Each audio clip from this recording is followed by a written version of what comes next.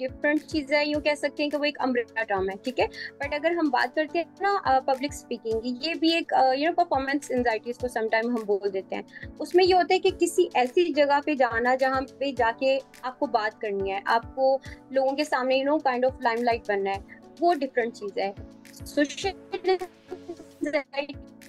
में क्या होता है कि हम अगर किसी जगह पे बात नहीं भी कर रहे हैं, हमने सिर्फ एक गैदरिंग में जाना है, जैसे फर्ज करें शादी का कोई इवेंट है या कोई फैमिली रिलेटिव्स की कोई गैदरिंग है, हम वहां पे जा रहे हैं, हमने सिर्फ वहां पे जाना है, हमने कोई इतनी बातचीत नहीं करनी। सोशल एंजाइटी में हम हर उस सेटअप को हम अवॉइड कर रहे होते हैं जहाँ पे हमें लोगों से इंटरेक्ट करना होगा, लोगों का सामना करना होगा। परफॉर्मेंस एंजाइटी में होता है कि हमने जाना है और हमने जाके बात करनी है और लोगों ने हमें देखना है, सो वो एक डिफरेंट चीज आ जाती है।